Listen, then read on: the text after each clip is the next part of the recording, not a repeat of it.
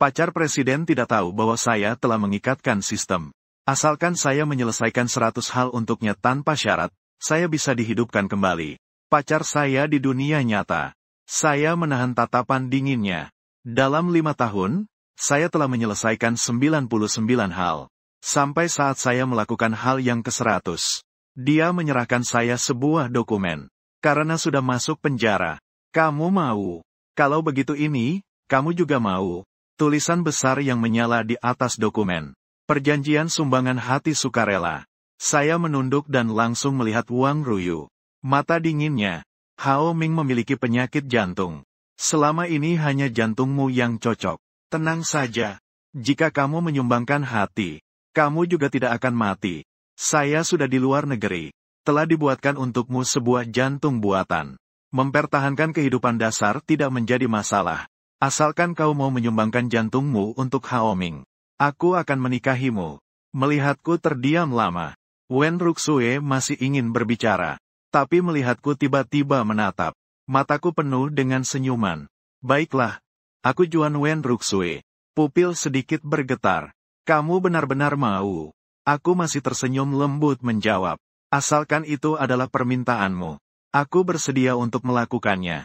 Menyumbangkan jantung untuk cahaya bulan putihnya.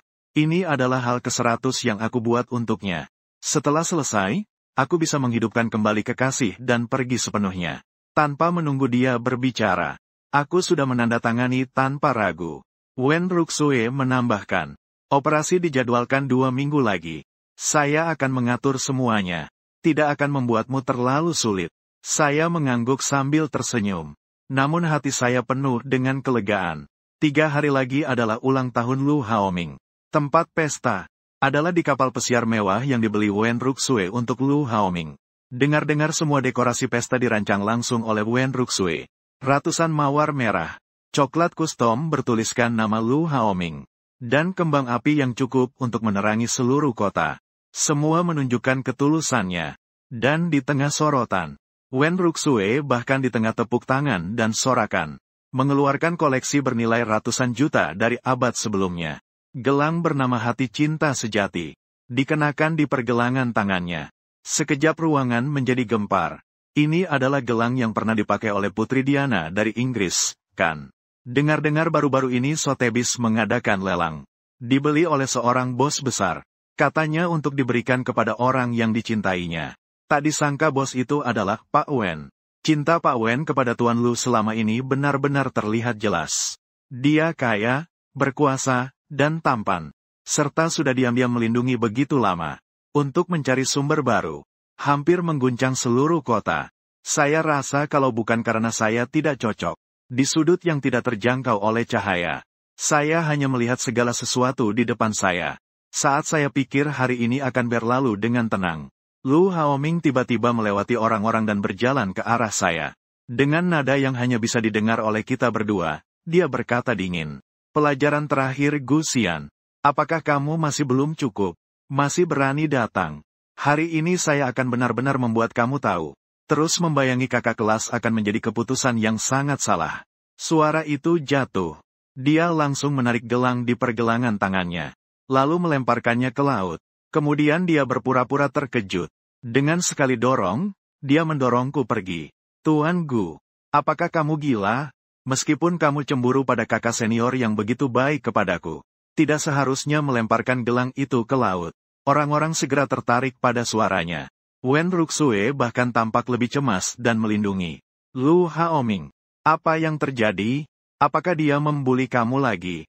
Bagus sekali kata, lagi. Saya merasa agak lucu, tapi juga mengerti. Tidak peduli seberapa buruk kebohongan Lu Haoming. Aku yang harus menanggung beban ini. Memang, Lu Haoming telah berubah total. Genggam Wen Ruxue. Lalu menangis. Kakak, guruku mengirimkan kalung tangan yang kau berikan ke laut. Wen Ruxue tampak sangat marah. Matanya seperti sebuah mata pisau yang tajam menusuk ke arahku. Apa yang aku katakan padamu? Apa kamu anggap ini angin berlalu? Setelah itu ia memeluk Lu Haoming. Terus-menerus memberi ketenangan. Hanya sebuah kalung tangan yang tidak berarti. Kalau kau suka, aku akan membelikanmu yang baru. Lu Haoming sambil menangis. sambil mendorongnya.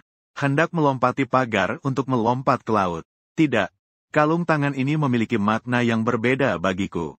Aku mau itu. Wen Rusue mengernyitkan alis, memegang tangannya. Justru semakin erat. Konfirmasi bahwa kamu harus menemukannya hari ini, kan? Lu Haoming mengangguk keras. Mendapatkan jawabannya yang meyakinkan. Wen Rusue membalikkan kepala dan melihatku. Nada suaranya dingin tanpa sedikit pun emosi.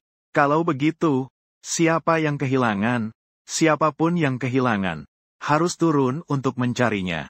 Detik berikutnya, dia tanpa ragu mendorongku ke bawah. Air laut yang dingin sekonyong-konyong menelan seluruh tubuhku. Hanya tinggal sinar kecil di atas kepala. Tapi perlahan-lahan sinar terakhir itu juga menghilang. Aku menutup mata. Hanya merasa tubuhku semakin berat. Sangat lelah dan mengantuk. Aku sangat ingin tidur seperti ini. Tapi aku belum bisa tidur. Masih ada satu hal terakhir yang belum selesai. Aku tidak bisa bertemu Su Wanru lagi. Memikirkan ini dan tidak tahu dari mana datangnya tenaga. Seksunnya membuka mata. Kemudian berusaha sekuat tenaga untuk berenang ke permukaan. Saat merangkak ke tepi, aku sudah kehabisan tenaga. Tanpa memberi waktu untuk pulih. Tiba-tiba terasa sakit di bahu. Kemudian seluruh tubuhku ditendang kembali ke dalam air. Sejumlah bodyguard yang mengenakan jas di tepi terlihat tidak berekspresi. Nada suaranya dingin. Kata Presiden Wen. Sebelum kamu mengambil kembali gelang itu, tidak boleh naik ke tepi.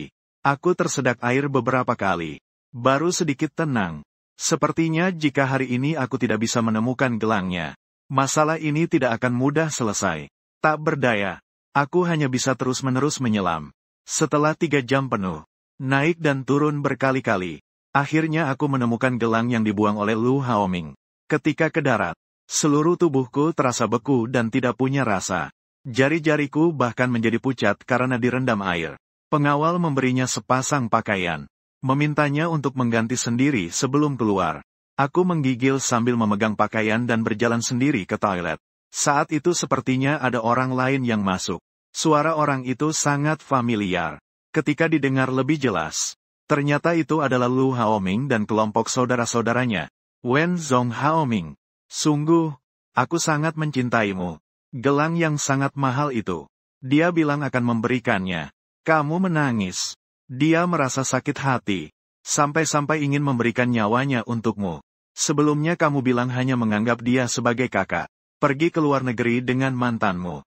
Dan begitu mantanmu mendengar tentang penyakit jantungmu, dia langsung pergi. Hanya kakak kelas yang setia padamu. Sekarang dia telah melakukan begitu banyak untukmu. Bahkan hati yang terbuat dari batu pun harus dipanaskan. Kamu tidak akan masih menganggapnya sebagai kakak, kan? Lu Haoming tersenyum. Dengan nada yang menyiratkan kebanggaan. Kamu juga tertipu olehku. Menganggapnya sebagai kakak hanyalah alasan semata. Orang cenderung menyukai yang tidak bisa didapat. Jika tidak seperti ini, bagaimana aku bisa menjadi cahaya bulan yang tak terjangkau baginya? Selama aku terus menggantungkan harapan pada kakak kelas, dia akan selamanya mencintaiku. Ini jauh lebih baik daripada bersama dengannya. Teman-teman langsung terkejut mendengar hal ini. Tidak mungkin. Apa kamu serius bahwa semua itu tentang pergi ke luar negeri dengan mantanmu adalah bohong? Permainan caturmu terlalu besar. Lu Haoming tertawa. Tentu saja. Di dunia ini siapa yang bisa menandingi kakak kelas? Wanita itu. Hanya saja saya meminta dia datang sebagai alat untuk membuat kakak kelas cemburu. Kamu lihat, kakak kelas selama bertahun-tahun ini tidak berdaya hanya karena saya. Tidak pernah melupakan. Saudara tanpa sadar bertepuk tangan tinggi. Trikmu ini benar-benar cerdas. Tapi Haoming, jangan sampai bermain terlalu jauh. Saya dengar kakak kelas akan menikah dengan Gusian si pengagum itu demi jantungmu. Jika mereka menikah, semua strategimu akan sia-sia. Lu Haoming berbicara dengan penuh percaya diri. Ini saya tahu ukurannya.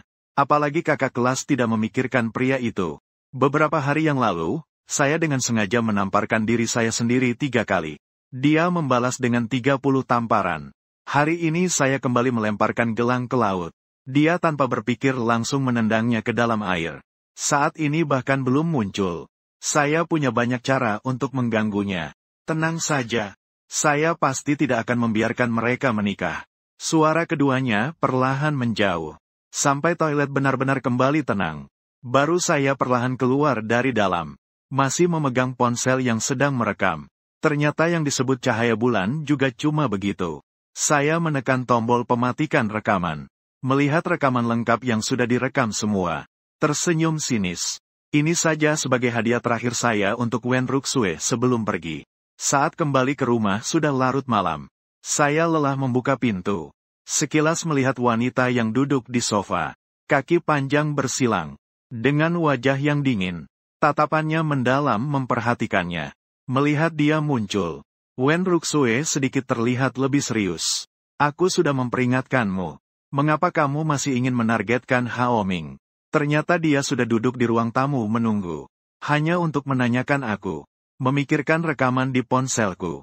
Secara instinktif aku ingin mengeluarkannya. Tapi saat tanganku menyentuh casing ponsel yang dingin, aku tiba-tiba tersadarkan lagi.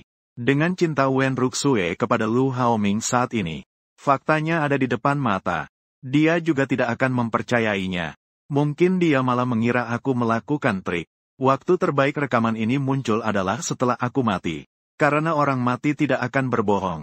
Aku menarik bibirku, mengangkat kepala, mencari alasan untuk menjawab dengan acuh. Kamu anggap saja aku terlalu mencintaimu. Jadi dia melakukan semua ini karena terlalu cemburu, kan? Setelah mengatakan itu, aku pergi ke kamarku tanpa menoleh.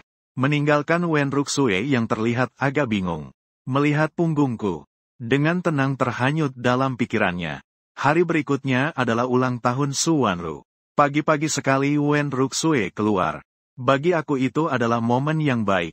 Aku bisa merayakan ulang tahun Su Wanru tanpa rasa khawatir. Setiap kali dia berulang tahun sebelumnya, aku selalu membuat kue sendiri. Memilihkan hadiah untuknya. Kami berdua duduk bersama dengan bahagia meniup lilin dan makan kue. Mengingat kembali gambar-gambar itu, senyumku tidak bisa ditahan untuk menampakkan. Aku dengan antusias memasak banyak hidangan. Makanan favorit Su Wanru. Aku juga membuat kue dan mie panjang umur, lalu menyusunnya. Setelah menyelesaikan semuanya, barulah aku mengeluarkan foto Su Wanru. Sentuhan penuh kasih di wajah cantik wanita.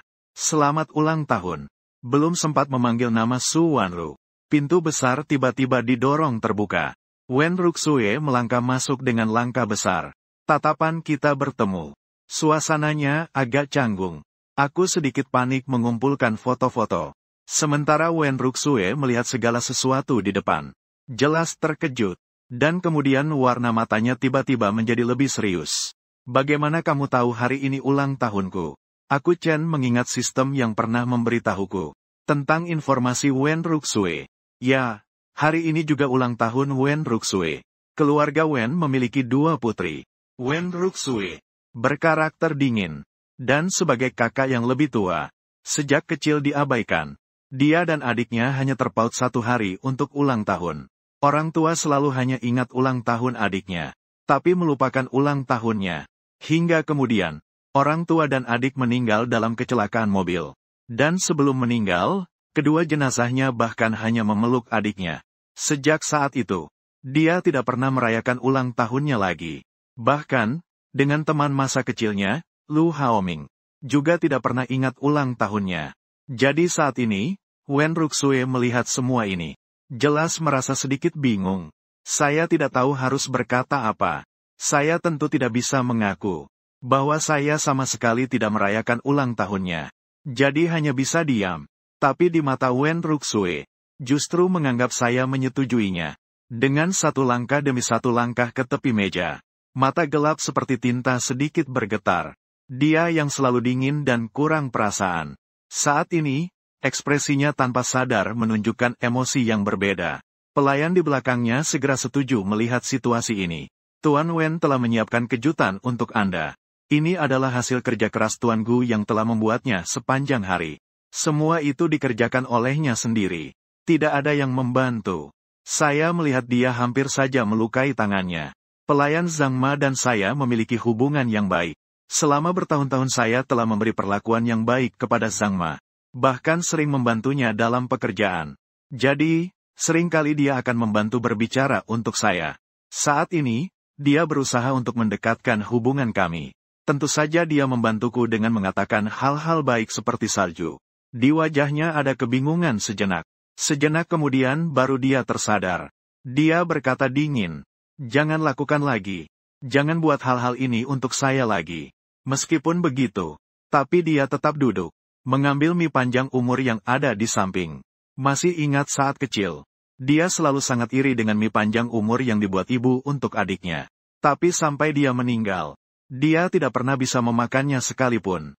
Kini, pertama kali dia makan adalah yang dibuat oleh Gusian sendiri. Melihat dia salah paham sepenuhnya, tidak ada cara lain, hanya bisa menerima kesalahan itu. Menemani dia menghabiskan semangkuk mie panjang umur itu. Dia kembali mengambil pisau makan untuk memotong kue. "Tunggu." Saya terburu-buru mengulurkan tangan untuk menghalangi. Sambil mengambil lilin di samping. Menancapkan lilin ke kue. Belum ada yang meniup lilin. Membuat permohonan, Wen Ruxue sedikit terkejut. Jari-jarinya yang panjang sedikit bergetar. Kemudian menyusut kembali. Dia tidak pernah merayakan ulang tahun. Bahkan lupa untuk meniup lilin sebelum memotong kue.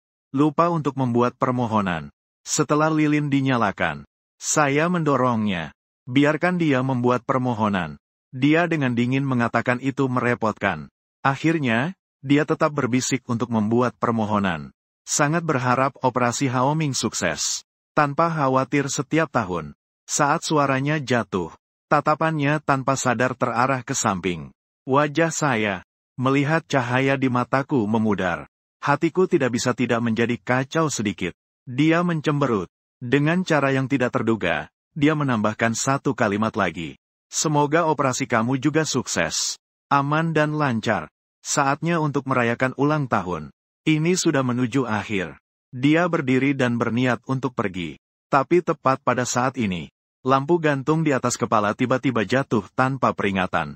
Saat lampu gantung menuju Wen Ruxue yang terjatuh, jantungku bergetar. Jika target misi mati, misi saya akan langsung dinyatakan gagal. Jadi tanpa berpikir panjang, aku melesat ke arah Wen Ruxue. Hati-hati dengan cahaya yang pecah seperti meteor. Membuat seluruh ruang tamu seketika menjadi indah dan megah. Dalam cahaya yang menyilaukan ini, aku terjatuh dengan goyah. Sebelum aku sepenuhnya kehilangan kesadaran, aku sepertinya melihat Wen Ruxue hampir berlari ke arahku dengan gila. Mungkin aku tidak terlalu sadar setelah dihantam lampu. Kalau tidak, bagaimana mungkin aku bisa melihat ekspresi tegang dari Wen Ruxue di wajahku yang pemabuk? Tidak tahu sudah tidur berapa lama. Saat terbangun lagi, aku sudah di samping ranjang rumah sakit. Wen Ruxue sedang menjaga aku. Melihat aku terbangun, dia sepertinya dilapisi dengan dingin. "Kenapa kamu berlari ke sini? Apa kamu tidak ingin hidup lagi?" Kepalaku masih pusing. Tapi juga jelas aku tidak bisa memberitahunya kebenarannya. Jika dia mati tertimpa, bagaimana aku menyelesaikan tugas ini? Bagaimana aku bisa hidup kembali? Su Wanru, aku melihat tatapannya seperti obor. Karena aku mencintaimu. Karena mencintainya. Jadi aku lebih memilih terluka. Karena mencintainya. Jadi bersedia menyumbangkan hatinya sendiri. Karena mencintainya. Jadi apapun yang saya lakukan untuknya bisa. Wen Ruxue sudah tidak ingat berapa kali mendengar saya dengan penuh perasaan mengungkapkan cinta padanya. Seolah tidak pernah ada orang yang selalu begitu tegas menempatkannya di tempat pertama. Mengingat 5 tahun saya berada di sisinya. Saya telah melakukan begitu banyak untuknya. Ketika dia mabuk, saya yang menjaga di samping tempat tidurnya. Merawatnya semalam suntuk. Dimanapun saya berada. Asalkan dia menghubungi saya pasti akan segera tiba. Bahkan jika dia berkali-kali menyakiti saya demi Lu Haoming. Saya tidak pernah peduli seberapa kuat dan dalam cinta itu. Hingga membuat saya bisa melakukan hal sebanyak ini. Wen Ruxue merasakan getaran yang sangat mendalam di hatinya.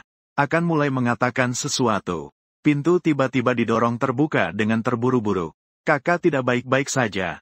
Haoming bunuh diri dengan mengiris pergelangan tangannya. Ekspresinya langsung berubah tegang. Secara langsung ia berdiri dari kursinya. Apa yang kamu katakan? Orang itu segera menjelaskan. Dia sudah dibawa ke rumah sakit. Hanya saja sekarang kehilangan darah terlalu banyak. Perlu transfusi secepatnya. Stok darah sedang kritis. Bukankah golongan darah Gusian sama dengan Haoming? Cepat biarkan dia mendonorkan darah. Sudah 5 tahun. Ini adalah pertama kalinya ia menunjukkan ekspresi ragu antara Lu Haoming dan Gusian. Ia mengerutkan kening. Dalam kecemasan tersembunyi sedikit rasa tidak tega. Tidak ada cara lain. Gusian dia baru saja terluka. Semua orang terkejut. Tak disangka Wang Rusue yang biasanya setia pada Lu Haoming ternyata bisa ragu sedemikian ini. Beberapa orang bertukar pandang. Susah percaya. Kakak, kamu bilang apa? Gusian adalah pengagum setia. Kamu masih khawatir padanya. Wang Rusue tampak semakin muram. Saat ingin membuka mulut, aku sudah mengangkat selimut. Cepat-cepat turun dari ranjang. Aku sambil mengenakan jaket. Sambil keluar, aku bisa pergi mendonorkan darah.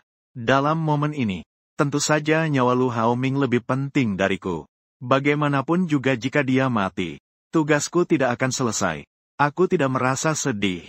Hanya baru saja terluka. Saat ini berjalan hanya merasakan pusing dan pusing. Hanya bisa melangkah dengan menahan dinding.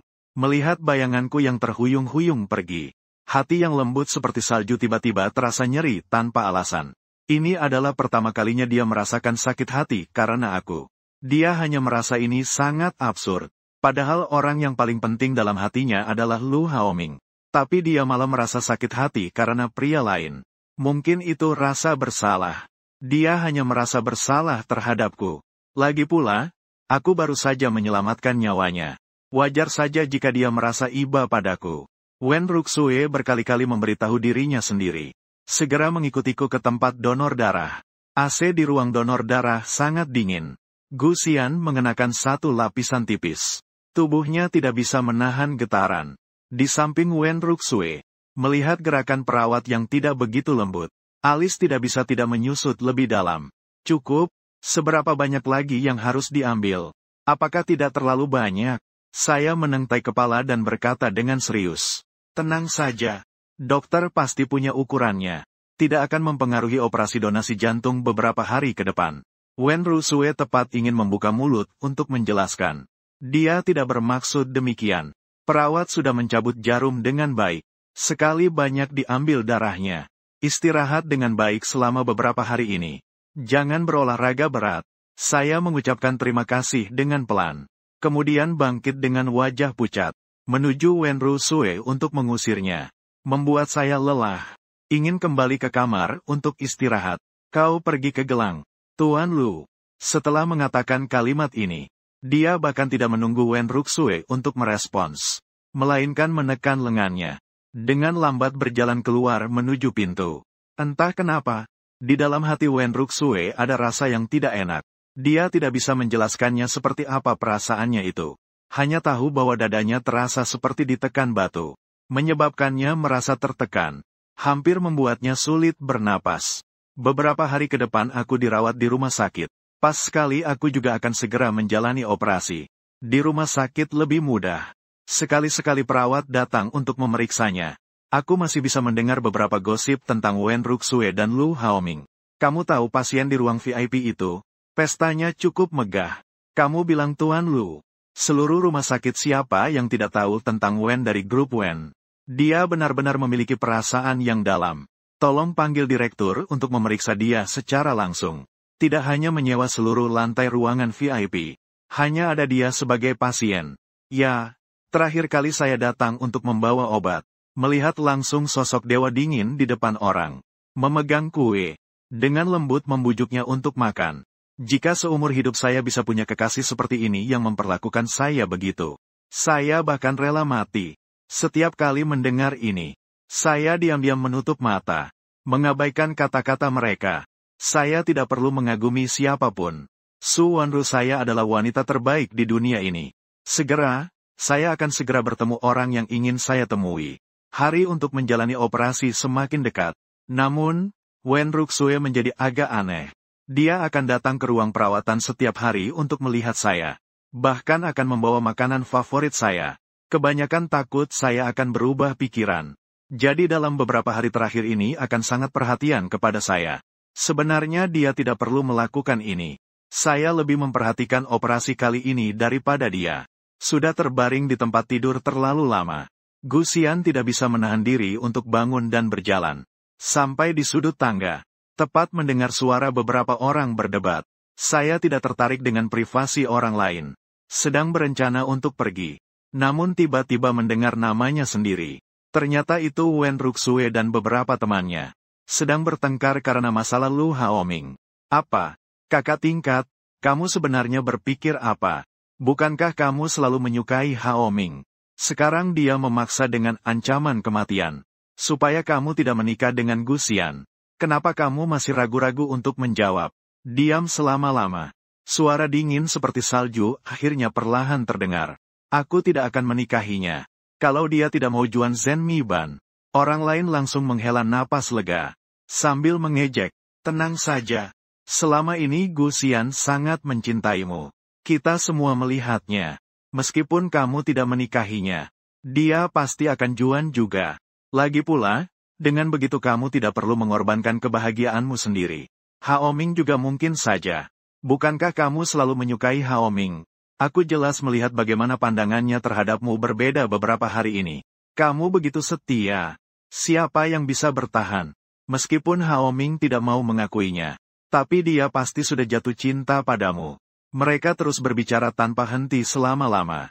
Namun Wen Ruxue tetap tidak bersuara. Melihat dia yang terdiam. Akhirnya semua orang menyadari sesuatu. Sungguh tidak percaya. Kak, kamu ragu tentang apa? Gila, jangan-jangan kamu benar-benar menyukai Gu Xian. Kalimat ini sepertinya akhirnya membuat Wen Ruxue sadar. Wajahnya berubah sedikit. Nada suaranya sangat dingin. Tidak mungkin aku menyukainya seumur hidup. Di koridor, aku tersenyum sinis. Tidak melanjutkan mendengarkan. Langsung berbalik dan pergi. Tak lama setelah kembali ke ruang perawatan, Wen Ruxue segera muncul di hadapanku. Pastinya dia datang karena topik perdebatan tadi. Dan benar saja. Setelah dia duduk, dia langsung mulai berbicara. Tentang Hao Ming yang bunuh diri dengan memotong pergelangan tangan. Kamu sudah mengetahuinya. Dia tidak ingin aku mengorbankan kebahagiaanku untuknya. Harapan dia untuk bertahan hidup. Jadi bagaimanapun juga aku tidak ingin menggunakan cara ini. Menerima hatimu. Maaf aku sebelumnya berjanji untuk menikahimu. Aku akan melanggar janji itu. Aku bisa memberimu kesempatan untuk satu harapan. Selain menikah, apapun bisa. Mengingat kembali hari itu, Lu Haoming pernah bilang padaku. Dia sekali-kali tidak akan membiarkanku mendapat apa yang kuinginkan. Jika menikah dengan Wen Ruxue, aku langsung memahami segalanya. Ternyata ini adalah cara dia menghalangiku. Aku sekali lagi melihat Wen Ruxue. Di dalam hatiku hanya ada ketenangan. Harapanku adalah membuat jawaban operasi lebih awal. Membuat Wen Ruxue terkejut.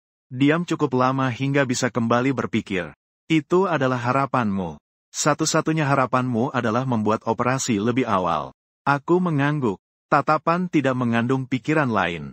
Saya ingin Anda segera melihat Tuan Lu yang sehat. Dan saya juga bisa melihat Suan Ruo yang sehat. Hangat seperti salju. Kita semua mendapatkan apa yang kita butuhkan. Keinginan terpenuhi. Melihat tatapan saya yang penuh kasih. Hangat seperti salju. Sungguh merasa kacau. Dia sudah membayangkan 100 cara. Saya tahu reaksinya setelah membatalkan pernikahan. Tapi tidak ada satupun yang seperti sekarang ini. Dia mengernyitkan dahi. Setelah sekian lama baru bicara. Gu Xian, kenapa kamu sangat mencintaiku? Tatapan bertemu. Dia melalui pupilnya yang dalam. Seolah melihat orang yang pernah sangat dicintainya. Saya tertawa. Nada suaranya tegas. Aku datang ke dunia ini hanya untukmu.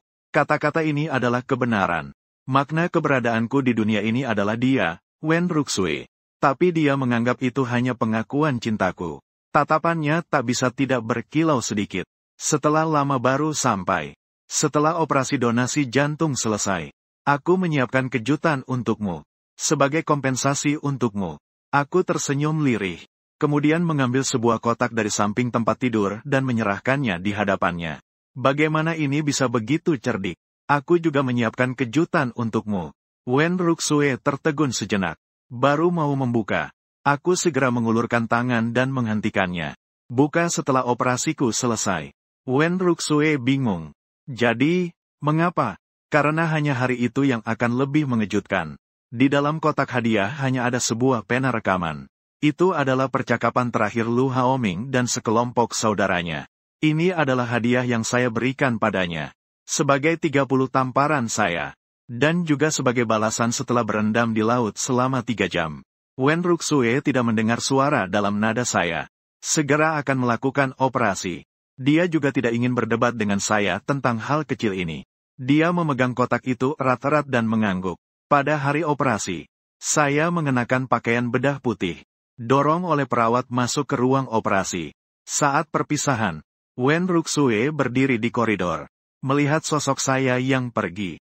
Jantungnya entah kenapa tiba-tiba berdenyut kencang. Sampai-sampai wajahnya langsung pucat.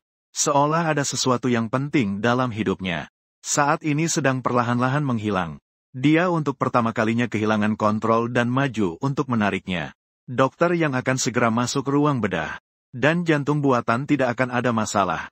Dokter segera meyakinkannya. Tenanglah, Tuan Wen. Teknologi ini sudah sangat matang di luar negeri. Tuan pasti tidak akan mengalami apa-apa. Mendengar kata-kata ini, dia akhirnya bisa menghela nafas lega. Anehnya, dia bisa merasa panik untuk Gu Xian. Dia menghibur dirinya sendiri. Lagi pula ini adalah urusan besar yang berkaitan dengan hidup. Jadi reaksi seperti ini juga tidak mengherankan. Kemudian dia duduk di bangku di luar. Di dalam ruang bedah, saya melihat lampu yang mulai memutih di atas. Jantung berdebar-debar tidak berhenti. Akhirnya hari ini tiba. Saya sudah menunggu terlalu lama. Segera semua ini akan berakhir. Kekasihku akan bangun. Dan segalanya akan kembali ke jalur yang normal.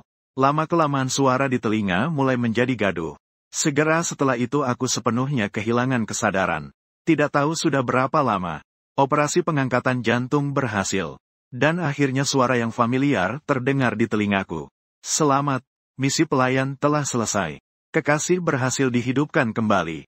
Pelayan juga segera akan meninggalkan dunia. Detik berikutnya. Di ruang operasi, monitor detak jantung mengeluarkan alarm dingin. Suara alarm yang menusuk telinga berteriak dengan liar. Menjaga di luar ruang operasi, Wen Ruxue tiba-tiba berdiri dari kursi. Sebongkah ketidaknyamanan yang kuat muncul di hatinya. Ia menggenggam kedua tangan menjadi kepalan. Seluruh tubuhnya bergetar tidak wajar. Ada apa? Apakah Gu Xian mengalami sesuatu? Asisten di samping segera menghibur. Tidak mungkin. Tidak mungkin. Bukankah dokter sudah bilang? Operasi ini sudah sangat matang. Tuan Gu tidak akan terjadi apa-apa. Bahkan Wen Ruxue sendiri merasa terkejut. Ketika tahu ada bahaya di ruang operasi. Satu-satunya orang yang dipikirkannya adalah Gu Xian. Bukan Lu Haoming. Orang terpenting baginya bukan Lu Haoming. Mengapa ini bisa terjadi? Mengapa dia begitu peduli akan keselamatan Gu Xian? Bahkan lebih dari Lu Haoming. Tidak mungkin, pasti ada kesalahan di bawah sadarnya. Dia pasti sangat khawatir dengan Gu Xian. Dia tidak akan terjadi apa-apa. Selama bertahun-tahun lebih banyak bahaya seperti ini. Dia telah melakukan tidak terhitung jumlahnya. Tapi semuanya selamat sampai sekarang. Kali ini pasti sama saja. Dia diam-diam berpikir dalam hatinya. Hanya saja bahkan dia sendiri tidak menyadarinya. Ternyata selama ini aku telah berjuang begitu keras untuknya. Ketika Lu Haoming meninggalkannya untuk ke luar negeri. Itu adalah pukulan yang sangat besar baginya. Untuknya. Dia menenggelamkan kesedihan dalam alkohol. Bermalam di antara teman-teman di bar. Tidak ada satupun yang bisa menasehatinya. Adalah kehadiranku. Yang menariknya keluar dari kubangan. Mengingat masa-masa mabuk dan bermimpi itu. Wen Ruxue sendiri merasa lucu. Dia ingat saat pertama kali melihatku. Hanya berkata satu kata, pergi. Tapi aku tidak marah. Hanya dengan lembut berjongkok di depannya. Lalu membantunya berdiri. Aku bilang tidak apa-apa. Mulai sekarang, aku akan menemanimu.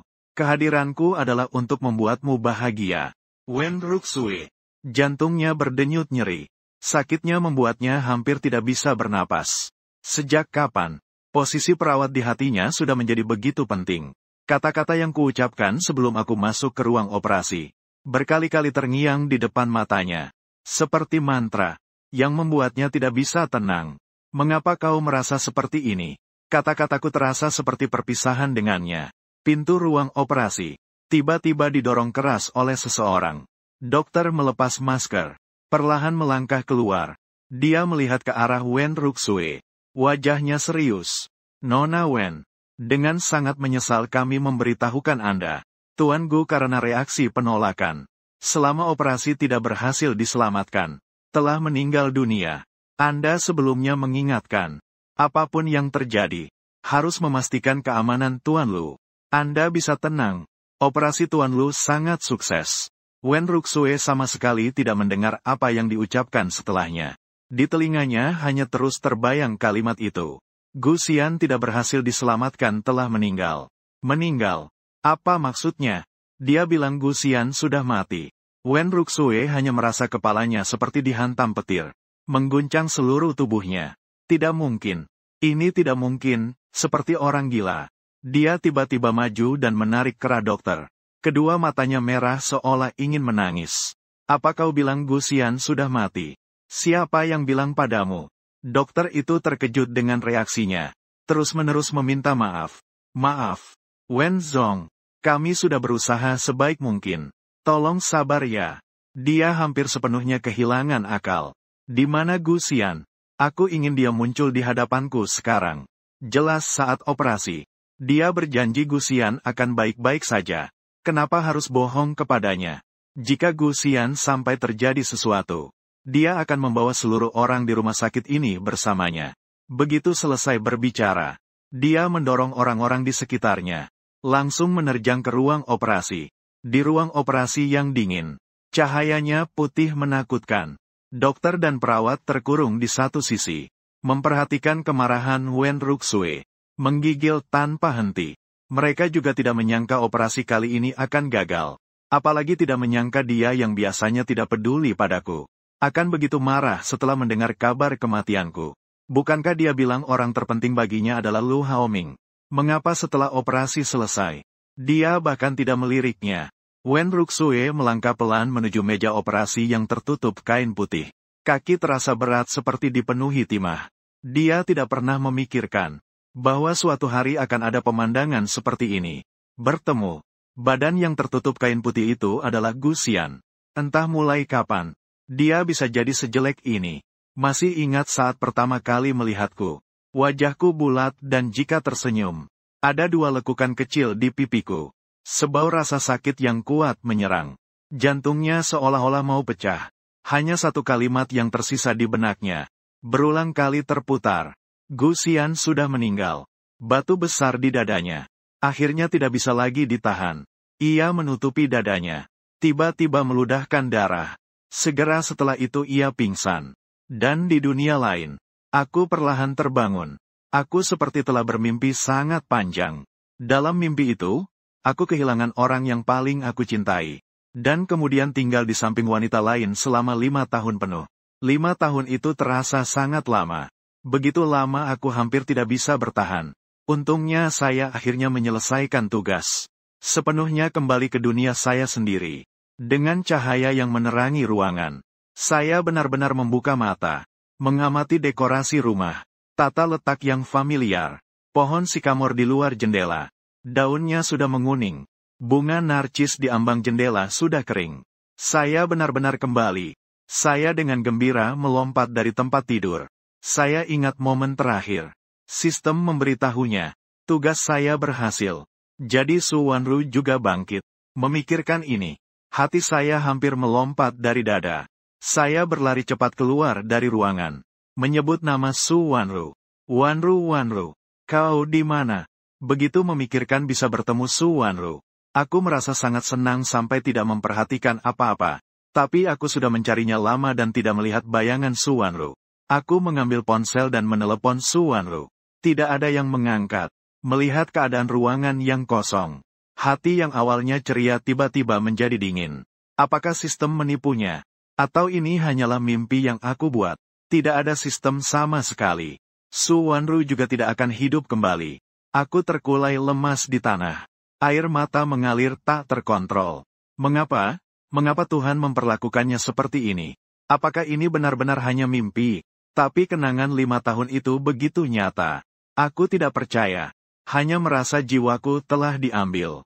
Jika Su Wanru tidak bisa hidup kembali, aku lebih suka hidup selamanya dalam mimpi. Jangan bangun. Setidaknya dengan begitu aku masih punya sebuah harapan untuk menahannya hidup. Aku hanya punya Su Wanru sebagai sanak saudara. Keduanya bertemu di panti asuhan. Setelah dewasa selalu bersama. Jadi bagiku, Su Wanru adalah seluruh dunia. Aku merasa sedih seolah-olah mengalami kematianku lagi. Aku takkan pernah bisa melupakan saat kecelakaan itu terjadi. Su Wanru terbaring berdarah di pelukanku.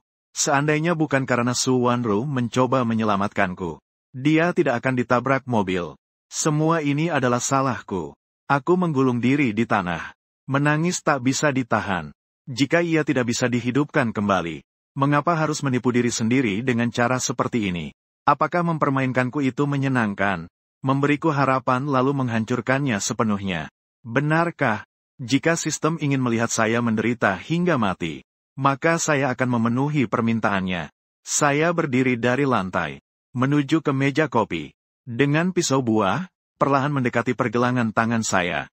Pemikiran ini sebenarnya sudah saya putuskan sejak awal. Ketika Su Wanru meninggal, hanya pada detik terakhir sistem muncul dan memberinya harapan. Hanya itu yang membuat saya sementara melepaskan niat untuk bunuh diri. Sekarang saatnya saya menemani Su Wanru. Saya menutup mata, meletakkan bilah pisau di pergelangan tangan. Saat saya akan mengerahkan tenaga, pintu tiba-tiba terbuka. Apa yang kamu lakukan? Suara yang akrab muncul, membuat saya tertegun. Saya terkejut membuka mata, melihat ke arah pintu. Detik berikutnya, pisau di tanganku jatuh ke tanah. Su Wanru memang dia.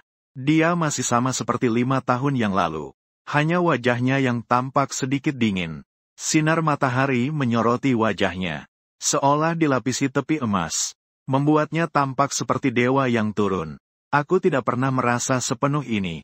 Aku berlari ke arahnya, lalu memeluknya erat-erat. Wanru, benar-benar kamu. Kamu kemana saja? Kamu tahu betapa aku merindukanmu. Aku benar-benar sangat takut. Kamu tidak bisa kembali. Saat aku berniat untuk bertanya lebih banyak padanya, tangan tipis dan putih itu dengan lembut menarikku keluar dari pelukannya. Dia melihatku. Tatapannya lembut tapi juga menjauh. Pria ini, Anda siapa? Bagaimana bisa berada di rumah saya di sisi lain rumah sakit? Wen Ruxue terbangun saat hari sudah gelap. Dia pingsan karena marah yang mendalam. Dokter sudah memberinya infus. Sekarang sudah tidak ada masalah. Rumah sakit sangat sepi. Dia membuka mata. Di depan matanya langsung terlihat wajah saya yang menyedihkan. Dia langsung duduk, berdiri dan memanggil nama asistennya dengan keras. Di mana Gu Xian? Bawa saya menemui Gu Xian. Asisten segera datang setelah mendengar suara. Dia dengan sabar menghibur presiden. Saya ikut berduka. Tuan Gu benar-benar sudah pergi. Wen Ruxue tertawa sinis. Tatapan matanya penuh kebekuan. Jangan berani mengoceh padaku. Cepat pergi. Setelah berkata demikian, dia mengangkat selimut dan hendak turun dari tempat tidur. Asisten itu bersikap tegas. Sekali lagi maju untuk menghentikannya. Tuan Presiden, terimalah kenyataan. Tuan Gu sudah meninggal. Dia meninggal saat menjalani operasi donor jantung. Usaha penyelamatan tidak berhasil. Apa yang sebenarnya terjadi pada Anda, Tuan Presiden? Sejak awal Anda seharusnya memikirkan ini. Apalagi orang terpenting di hati Anda adalah Tuan Lu. Sekarang dia selamat dan tidak ada masalah. Bukankah itu sudah cukup? Wen Ruxue memang benar. Dia sebenarnya sedang berisik tentang apa? Apakah semua ini tidak seharusnya bisa dia prediksi? Bagaimanapun dokter berkata operasi ini sudah matang. Tapi seorang manusia yang hidup memerlukan mesin untuk bertahan hidup. Sudah jelas itu sangat berbahaya. Bukan begitu. Jadi semua kesalahan ini tidak ada hubungannya dengan rumah sakit dan dokter. Dia sendiri yang mau agar Lu Haoming mendonorkan jantungnya. Dia yang jelas-jelas sudah berjanji untuk menikahinya. Namun tiba-tiba menyesal. Membuatnya benar-benar kecewa. Dia yang menyebabkan kematian Gu Xian.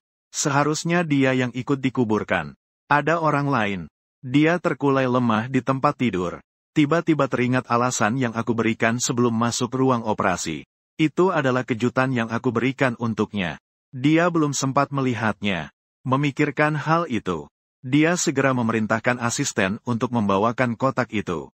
Tidak sabar untuk membuka kotak. Namun tidak menyangka setelah membuka kotak, Di dalamnya ternyata hanya ada sebuah pena rekaman.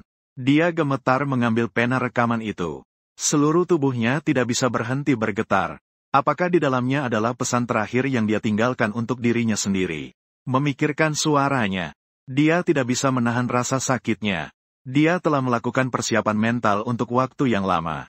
Akhirnya menekan tombol play. Kakak Haoming benar-benar sangat mencintaimu. Kalung yang begitu mahal. Dia bilang jika memberi, ya memberi.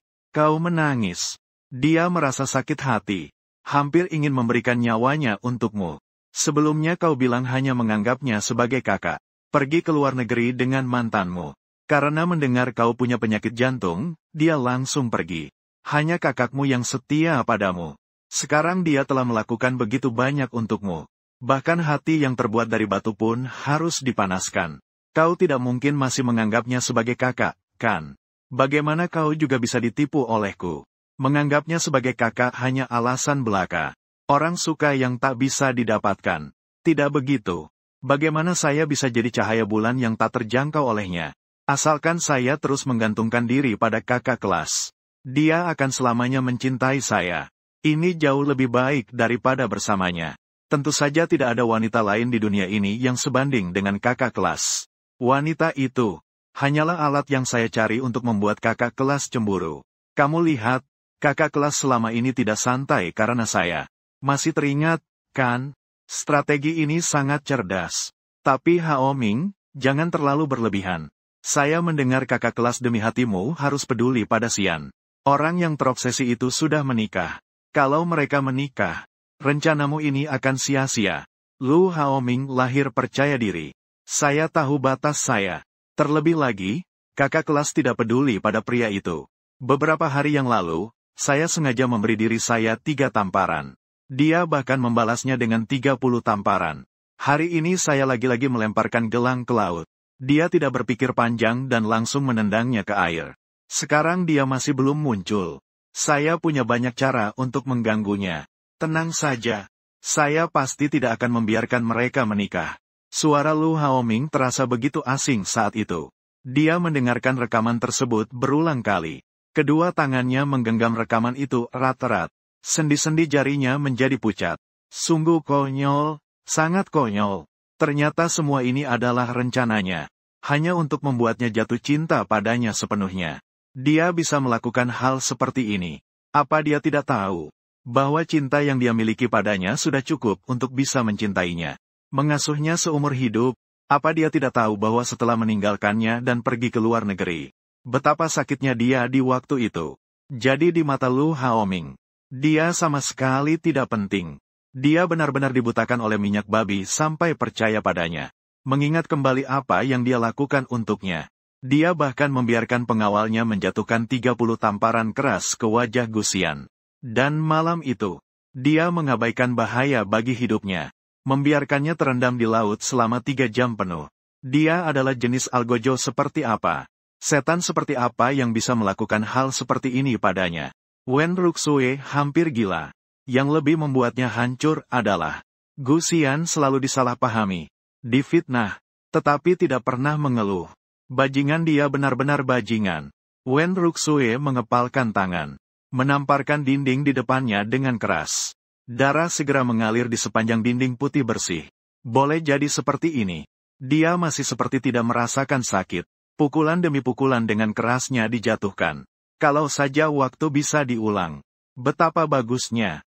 Dia pasti tidak akan membiarkan hal yang sama terjadi lagi. Tapi semuanya sudah terlambat. Setelah kembali dari rumah sakit, Wen Ruxue seolah kehilangan jiwa. Pembantu sedang merapikan barang-barang yang saya tinggalkan. Barulah dia akhirnya sadar. Letakkan siapa yang membuat kalian menggerakkan barangnya. Orang bodoh diam seperti belalang beku. Segera letakkan barang-barang itu kembali ke tempatnya. Lu Dianhua mengatakan, Tuan sudah meninggal. Menjaga barang-barang orang yang sudah mati tidak membawa keberuntungan. Itulah sebabnya kita disuruh merapikannya. Tatapan dingin Wen Ruxue melintas. Seperti sebuah pisau. Rumah ini belum menjadi miliknya. Mulai sekarang, tanpa perintah saya, tidak ada yang boleh menyentuh barang-barang Gusian. Mengerti? Semua orang mengangguk. Setelah pelayan mundur, Wen Ruxue pergi sendirian ke kamarku. Ini adalah persiapan yang dilakukan setelah memutuskan untuk menikah denganku. Karena persiapannya tercongcong. Bisa juga dibilang kurang perhatian. Jadi dekorasi di dalam kamar sangat sederhana. Sebenarnya, aku juga tidak tinggal beberapa hari. Jadi pakaian pun hanya ada beberapa set. Wen Ruxue duduk di tempat tidurkan. Hatinya tersentuh dengan keras. Tanpa bisa ditahan, dia teringat kembali gambar-gambar saat kami bersama. 5 tahun ternyata begitu lama. Aku sudah menjadi bagian yang tak terpisahkan dalam hidupnya. Ini adalah reaksi yang terlalu lambat. Baru bisa kehilangan saya seperti ini. Beberapa hari berikutnya, dia terus mengunci dirinya di kamarku. Tidak mau keluar. Siapapun di luar mencarinya, dia tidak mau muncul.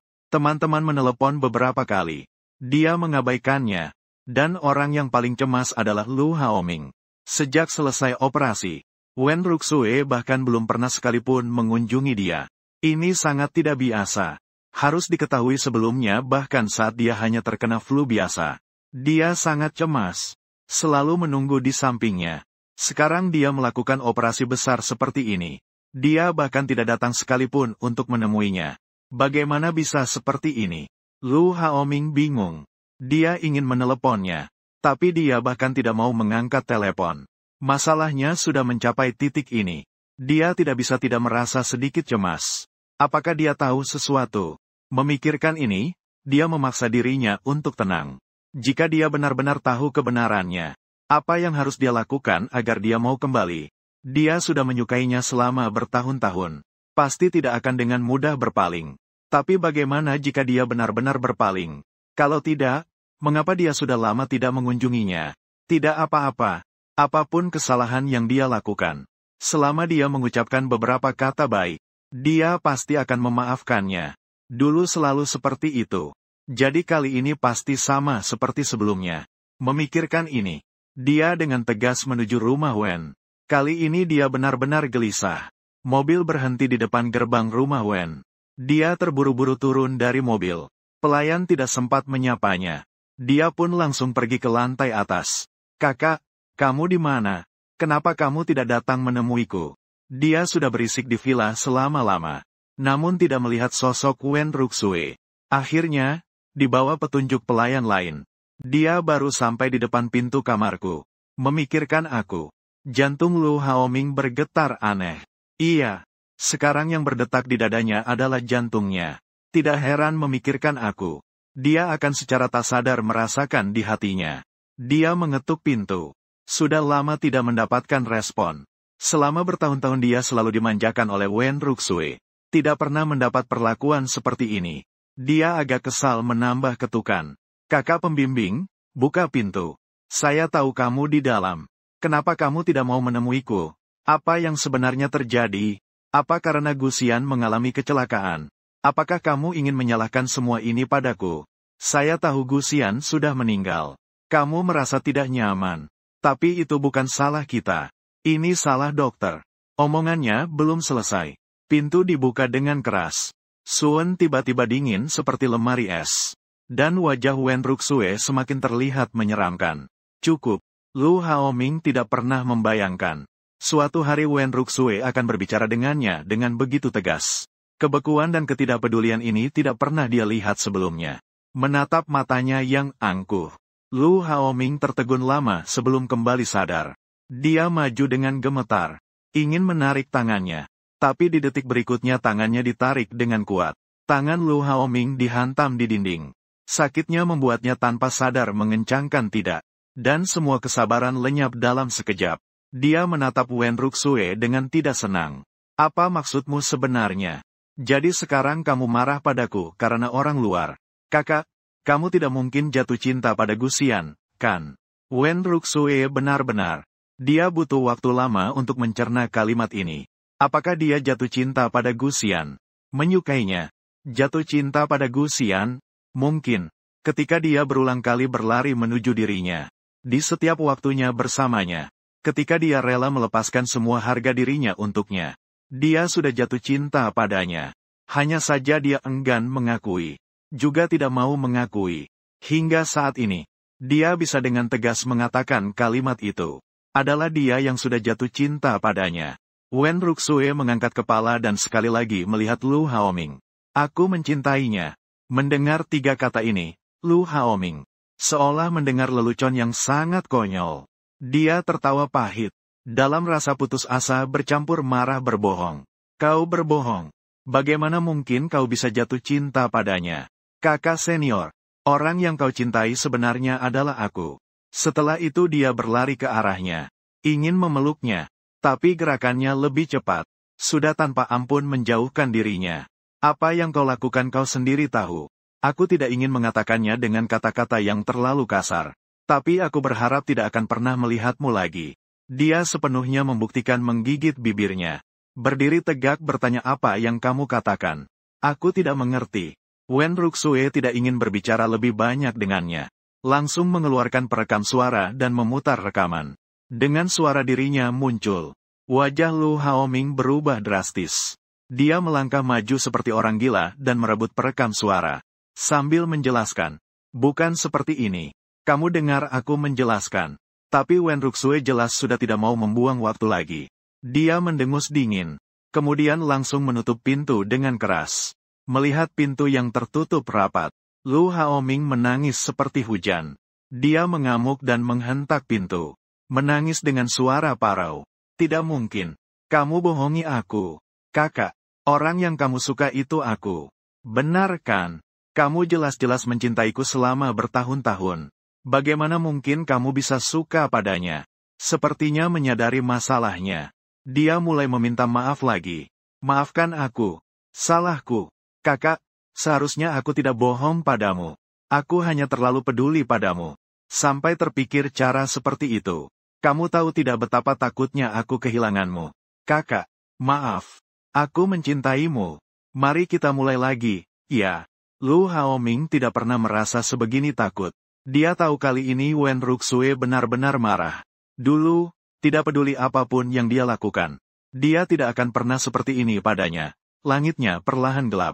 Tidak peduli seberapa banyak Lu Haoming memohon. Wen Ruxue tidak pernah muncul untuk melihatnya sebentar pun. Orang seperti dia, ketika mencintai bisa mengangkatmu ke langit. Tidak mencintai juga bisa menginjakmu ke neraka. Mungkin dia lelah menangis. Lu Haoming tahu hari ini dia tidak akan menemukannya. Hanya bisa pergi ke sisi lain. Aku melihat Su Wanru yang familiar namun asing di depanku. Hati ini terasa seperti hampir pecah. Aku tidak menyangka Su Wanru hidup kembali. Biayanya adalah sepenuhnya melupakan orang di depanku. Melihat, tidak ada secerca cinta dalam mataku. Hanya ada kesopanan dan jarak. Aku tidak mau menyerah bertanya. Apakah kamu benar-benar tidak ingat padaku? Aku adalah si An. Kau adalah si An. Su Wanru mengernyitkan dahi. Berpikir lama sekali. Namun tetap menggelengkan kepala. Maaf. Sepertinya aku benar-benar tidak mengenalmu. Aku hanya merasakan sakit yang hebat di hatiku. Bagaimana mungkin tidak mengenaliku? Kita sudah saling mengenal sejak kecil. Kita adalah satu-satunya keluarga satu sama lain. Berjanji untuk selalu bersama selamanya. Aku berdiri. Duduk di depannya. Dengan cemas membantu dia mengingat masa lalu. Wanru, coba kau pikirkan. Kita bertemu di panti asuhan. Saat itu aku baru berusia 10 tahun. Dikerjai oleh anak-anak lain di panti asuhan. Aku yang melindungimu. Kau masih ingat saat itu aku tidak pernah kenyang. Juga kamu diam-diam menyisakan kue untukku. Kemudian kita masuk perguruan tinggi. Mulai bekerja. Selalu hidup bersama. Kita berjanji setelah tahun baru kita akan menikah dan selamanya bersama. Apakah kamu tidak ingat semua ini? Su Wanru melihat ke arah anak laki-laki di depannya yang matanya berkilau. Entah mengapa, hanya merasakan nyeri di dadanya. Dia ingin mengingat kembali apa yang dia katakan di masa lalu. Tapi tidak peduli seberapa keras dia berusaha. Semua terasa hampa. Apakah mereka benar-benar saling mengenal? Tapi mengapa dia tidak bisa mengingat sama sekali? Bahkan tentang kecelakaan yang aku katakan padanya. Dia juga tidak memiliki ingatan sedikit pun. Apa sebenarnya yang terjadi? Melihat dia tidak bisa mengingat. Aku hanya bisa untuk sementara waktu menghentikannya. Asalkan dia bisa selamat. Sementara tidak bisa mengingat apa yang penting. Hari-hari ke depan masih panjang. Aku akan menemaninya. Pelan-pelan mengisi kembali kenangan yang hilang. Memikirkan ini aku merasa lega lagi. Aku sudah menunggu selama 5 tahun. Tidak takut menunggu 5 tahun lagi. Tapi entah kenapa, wajah Wen Ruxue tiba-tiba terbayang di pikiranku. Tidak tahu bagaimana kabarnya sekarang. Mungkin dia sudah tahu tentang kematiannya. Apa reaksinya ya? Mungkin akan ada sedikit rasa bersalah. Bagaimanapun, aku juga sudah berada di sampingnya selama 5 tahun. Di dalam kamar, Wen Ruxue hanya merasa semuanya kehilangan warna. Dia tidak pernah berpikir bahwa suatu hari dia akan kehilangan aku. Apalagi tidak menyangka kehilangan aku akan menyakitkannya begitu dalam. Dia merasa hampir sesak napas. Dia benar-benar mencintaiku. Sudah mencintai dengan begitu dalam. Jika waktu bisa berjalan mundur, dia pasti tidak akan membuat pilihan yang sama lagi. Dia akan memperhatikan saya dengan baik. Menggunakan segala sesuatu yang dimilikinya untuk mengbucang saya. Tapi sekarang, tidak peduli seberapa banyak dia menyesal, itu tidak berguna. Dia teringat saya yang pernah dia bilang, saya datang ke dunia ini hanya untuk dia. Sekarang saya sudah tidak ada di dunianya. Dia bahkan hampir tidak memiliki arti untuk hidup. Sampai-sampai ingin melompat dari ambang jendela. Dengan hati putus asa yang satu-satunya, dia sudah 3 hari tanpa makan. Jadi saat ini kesadarannya agak kabur. Bawah sadarnya memberitahunya, jika melompat dari sini, dia akan bisa bertemu saya. Dia tidak bisa menahan diri untuk membuka jendela. Angin dingin membuat orang menggigil. Tapi dia seolah tidak merasakannya. Berdiri tegas di ambang jendela. Justru saat dia menutup mata, tiba-tiba muncul sebuah suara di kepalanya. Halo, tuan rumah. Sekarang kamu memiliki tugas strategi. Selama tugas selesai, kamu bisa tinggal di dunia Ansi. Apakah kamu ingin mengikat sistem? Mulai sistem strategi. Dunia Guxian. Kosakata yang asing membuatnya terbangun seketika. Apakah Guxian benar-benar tidak mati? Hanya pergi ke dunia lain. Dia langsung bertanya. Apa tugas? Sistem menjawab secara mekanis. Buat Guxian jatuh cinta padamu dalam waktu 3 bulan. Wen Ruxue. Dalam hati sangat senang. Guxian sebenarnya sudah mencintainya sampai ke tulang. Tugas ini bukankah sangat mudah? Tuhan benar-benar memberinya kesempatan. Biarkan dia dapat memperbaiki dirinya. Maka dia tanpa ragu mengiyakan. Saya bersedia menerima tugas ini. Sistem menambahkan. Peringatan. Jika misi Tuan gagal, akan kembali ke dunia Tuan sendiri. Dan kehilangan semua aset. Selamanya tidak punya uang. Dia tidak berpikir 2 kali dan menandatangani kontrak. Jika tidak ada Guxian, meskipun kini dia kaya raya, apa artinya itu? Apalagi dia percaya, Guxian tidak akan membiarkannya kala suara mekanis sistem berbunyi. Ikatan sistem sukses, hitung mundur 3 bulan dimulai. Tuan, semoga Anda berhasil. Tak lama kemudian datanglah cahaya menyilaukan. Wen Ruxue menutup mata, sepenuhnya kehilangan kesadaran. Saat terbangun lagi, Wen Ruxue sudah berada di dunia yang sepenuhnya asing. Dia tahu ini adalah dunia Guxian menurut sistem. Semua ternyata benar-benar terjadi. Bukan mimpi. Dia terguncang. Hingga mengabaikan. Kenapa Busan bisa pergi ke dunianya? Kini bagaimana dia kembali ke dunianya sendiri? Dia hanya memiliki satu pikiran. Menemukan Guxian. Dengan bantuan sistem. Dia segera tiba di bawah rumahku. Memikirkan bahwa dia akan segera bertemu denganku. Dia merasa sedikit gugup, seperti gadis kecil yang akan bertemu kekasihnya. Wajahnya tanpa sadar sedikit memerah. Wen Ruxue merasa dirinya agak konyol. Kapan? Dia ternyata menjadi sangat hati-hati. Dalam dunianya, dia adalah putri yang terpilih. Segala sesuatu di dunia ini, selama dia menginginkannya, semua bisa digenggam. Kini demi saya. Dia ternyata merasa sedikit cemas. Dia berdiri di bawah menunggu. Karena sistem memberitahunya. Ini adalah jalan pulang yang dilalui Guxian setiap hari. Tidak lama kemudian, dia benar-benar melihat sosok yang familiar. Membawa tas berisi buah. Sedang berjalan ke arahnya. Hanya terpaut beberapa hari. Saya merasa jauh lebih baik dibandingkan sebelumnya. Saat berjalan langkahnya ringan. Dengan senyum di bibir. Sepertinya suasana hati sangat baik. Wen Ruxue melangkah mendekat ke arahnya. Sampai kami saling bertemu muka. Mungkin karena aku tidak memperhatikan saat berjalan. Ternyata langsung menabrak pelukannya. Aku agak merasa malu sambil menutup hidung dan meminta maaf. Maaf, maaf. Buah yang ada di tanganku jatuh ke tanah. Aku hanya bisa memuan Yao sambil jian dan berbisik pelan. Jangan sampai jatuh rusak. Buah kesemek ini adalah yang paling disukai Wan Rou. Saat aku mengambil buah itu, mengangkat kepala, kami saling menatap. Aku terkejut dan mundur beberapa langkah. Wen Rusue, mengapa dia ada di sini menatapku? Dengan tatapan yang begitu terkejut, Wen Rusue tampak terkejut dan senang. Secara naluri ingin memelukku. Si An, benar-benar kamu. Aku belum sempat merespons. Seluruhnya telah dipeluk olehnya. Di udara tercium aroma jeruk yang familiar. Aku seketika terbangun. Dalam hati langsung bunyi alarm. Benar-benar dia. Aku tiba-tiba mendorongnya menjauh. Nada bicaraku sedikit tidak senang. Bagaimana mungkin kamu bisa datang ke sini? Apa mungkin Wen Ruxue merasa sedikit terluka oleh sikapku? Dia mengira aku akan sangat senang kedatangannya. Namun tidak menyangka reaksiku akan seperti ini. Si An, aku datang mencarimu. Apakah kamu tidak senang? Aku merapikan bajuku. Nada bicaraku datar. Aku tidak tahu bagaimana kamu menemukanku. Tapi aku sudah memulai kehidupan baru. Jadi tolong jangan ganggu aku lagi. Bagaimana bisa seperti ini? Bagaimana dia bisa bereaksi seperti itu? Wen Ruxue sedikit tidak percaya. Tapi segera dia sadar. Dulu dia mengambil hati untuk pria lain. Setelah itu dia menyesal. Dia pasti masih marah pada dirinya sendiri. Iya, dia pasti sedang marah.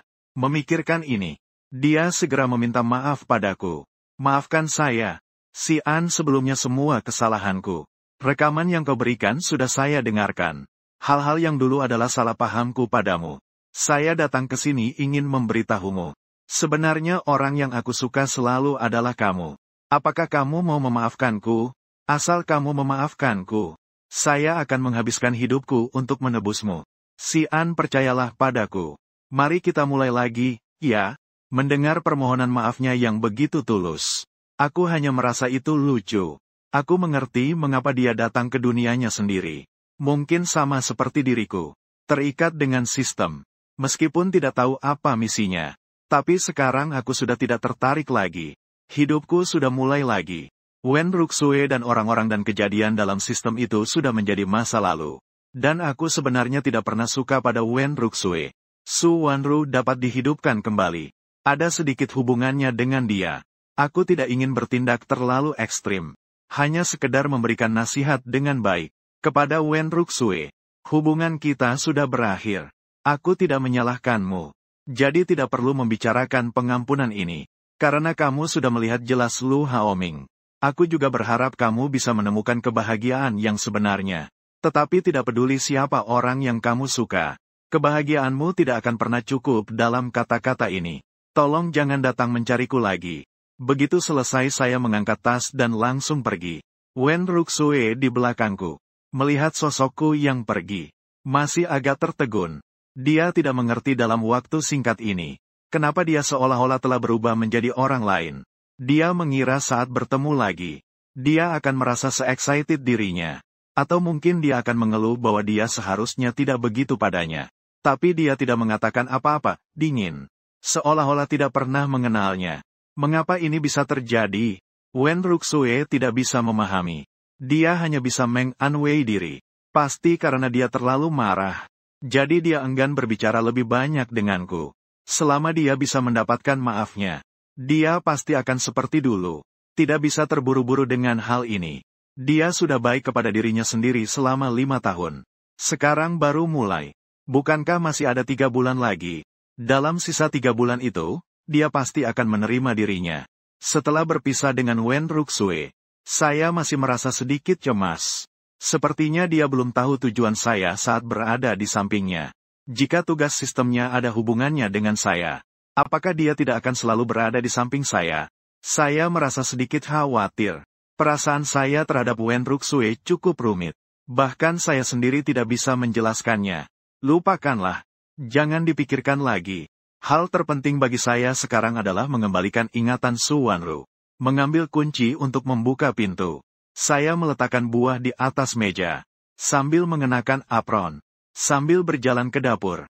Wanru, Hari ini aku membeli kesukaanmu, persimmon. Aku segera memasak. Kau istirahatlah sebentar. Sebentar lagi kita bisa makan. Begitu suara itu selesai. Jawaban atas suaraku adalah seorang laki-laki yang bersuara jernih. Halo, aku adalah rekan kerja Wanru. Wanru, dia keluar. Akan kembali setelah beberapa saat. Aku mendengar suara itu dan menoleh. Yang terlihat adalah seorang sosok tinggi dan ramping. Orang itu memiliki wajah yang menawan. Ketika tersenyum, terlihat cerah. Dia secara aktif memperkenalkan diri. Namaku Kezhen. Karena hari ini ada proyek yang perlu dibicarakan dengan Wanru. Jadi kita datang bersama. Tapi kamu tidak perlu repot memasak untuk malam ini. Kita akan keluar makan nanti. Sekalian membahas pekerjaan. Senyumku terpasang di wajah. Tidak bisa menjelaskan perasaan dalam hatiku saat ini. Sempat berpikir aku bisa menerima kenyataan Su Wanru melupakan diriku. Tapi ketika benar-benar ada rangkaian kejadian kecil akibat efek kupu-kupu, barulah aku tahu betapa menakutkannya rasa cemburu ini. Dulu aku tidak peduli bagaimana Wen Ruxue memperlakukanku, karena aku tidak mencintainya. Tapi saat ini hatiku terasa sakit seperti diperas lemon. Sangat asam.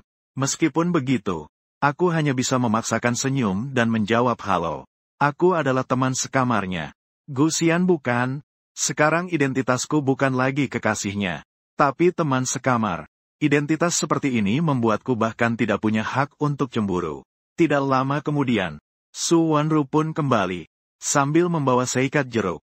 Kezhen yang pertama kali berbicara. Kembali. Sudah dikatakan, tidak perlu khusus pergi membeli jeruk. Saya mau makan atau tidak masalah. Su Wanru sedikit tersenyum. Hanya berkata lembut. Tidak masalah. Jangan pergi jauh. Setelah itu mereka berdua akan keluar. Saat akan pergi, sinar mata Su Wanru melayang ke arah kesemek di meja. Tatapannya sedikit suram. Dia menoleh dan melihat ke arahku. Menyadari kesedihan di wajahku. Diam sejenak, tetap membuka mulutnya. Biarkan kesemek itu di sana. Saya akan kembali untuk makan malam. Mendengar kata itu, saya langsung menoleh menatapnya. Mata saya seketika bersinar.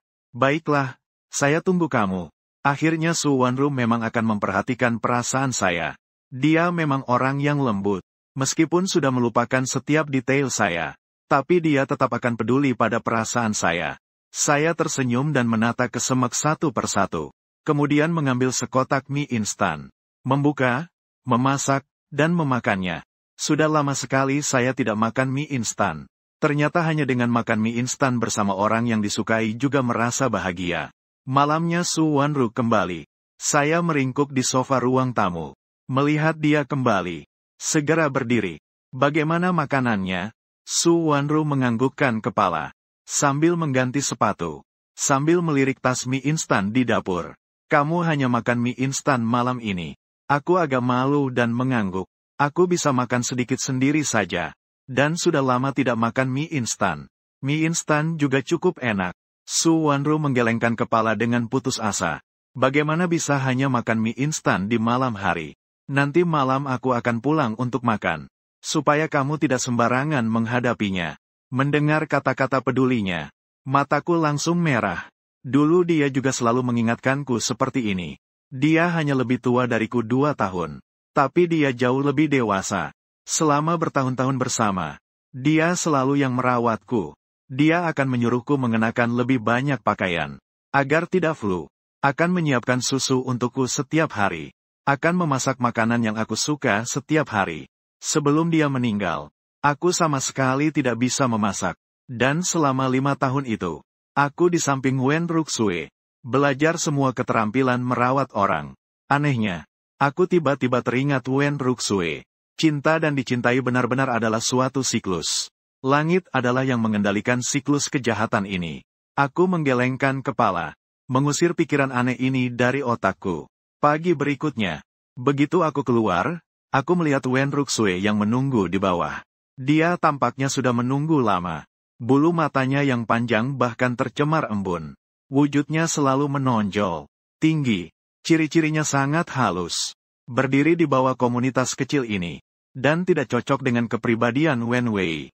Melihat saya muncul, Wen Ruxue dengan antusias membawa sarapan menuju saya. Si An menyerahkan sarapan yang ada di tangannya ke depan saya. Nada suaranya sedikit memelas. Ini semua adalah yang kamu suka makan. Aku sendiri yang membelinya. Melihat sarapan yang diserahkan ke depan saya. Namun, saya tidak bisa mengeluarkan senyuman sedikit pun di wajah saya. Saya menghela napas putus asa. Sekali lagi dengan serius berkata, saya sudah mengatakannya padamu. Jangan lagi mencariku. Mengapa kamu tidak mendengarkan? Wen Rusue tampak sangat terluka. Dia yang biasanya sombong jarang sekali begitu merendah. Saya hanya ingin bersikap baik lebih sedikit padamu. Saya mendorong tangannya. Saya sudah bilang, aku tidak perlu kamu baik padaku. Wen Rusue. Aku ulang sekali lagi. Aku tidak akan memaafkanmu. Karena aku tidak pernah menyalahkanmu. Semua yang lalu sudah berlalu. Sekarang aku sudah memulai kehidupan baru. Semoga kamu juga baik-baik saja. Nada bicaraku sedikit tidak sabar. Kali ini bahkan Wen Rusue sendiri menyadarinya. Dia sedikit canggung menarik kembali tangannya. Di wajahnya yang cantik tertulis rasa kehilangan. Aku tidak mengerti. Kamu bisa marah padaku. Bisa membenciku. Tapi bisakah kamu tidak mengabaikanku? Kamu pernah sangat mencintaimu. Bagaimana bisa tiba-tiba jadi begitu dingin? Sampai saat ini. Gu Xian juga tidak ingin melanjutkan akting ini. Saya menatapnya dengan serius dan berkata kata demi kata. Wen Rusue, saya tidak pernah mencintaimu. Sekarang bolehkah kau pergi? Setelah mengatakan itu, saya pergi tanpa menoleh. Wen Rusue, saya tidak pernah mencintaimu. Kalimat ini seperti mimpi buruk yang dengan keras membelit tubuh Wen Rusue. Dia sudah tidak bisa membedakan mana yang nyata, mana yang palsu. Tidak mungkin. Dia tidak mungkin tidak mencintai dirinya sendiri. Setiap hari selama 5 tahun itu, setiap detail tidak terlihat seperti palsu. Dia pasti sedang marah. Ini adalah ujian untuk melihat apakah dia akan dengan mudah menyerah. Wen Rusue terus-menerus memberi sugesti pada diri sendiri. Pasti seperti itu. Pasti seperti itu. Dia harus mengatur waktu untuknya. Mengatakan hal ini dengan jelas. Dalam beberapa hari ke depan, aku selalu bisa melihat Wen Rusue di bawah. Aku sengaja menghindarinya. Jadi jarang sekali ada kesempatan untuk bertemu langsung. Sampai hari Natal ini, aku mengajak Su Wanru untuk makan di restoran. Untuk makan malam Natal ini, aku sudah menyiapkan ini sejak lama. Aku takut Su Wanru menolak. Karena sekarang dia meski sangat sopan padaku, selalu membawa sikap menjauh. Saat mendengar dia setuju dengan ajakanku, aku tidak bisa mengatakan betapa senangnya aku. Dulu saat Natal, dia selalu berpura-pura menjadi Santa Claus dan menyiapkan hadiah untukku.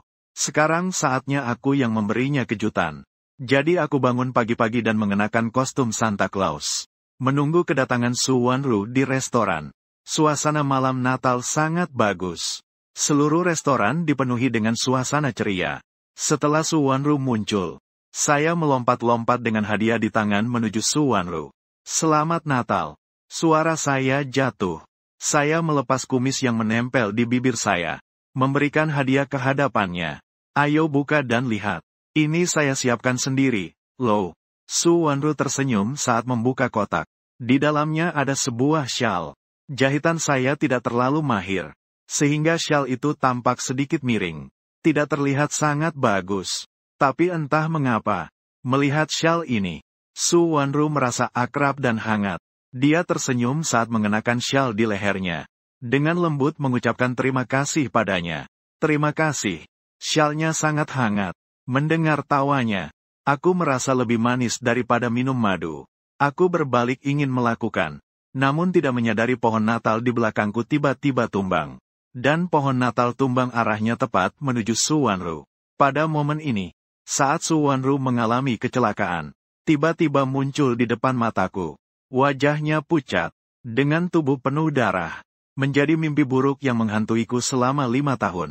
Kali ini aku pasti tidak akan membiarkan tragedi terulang.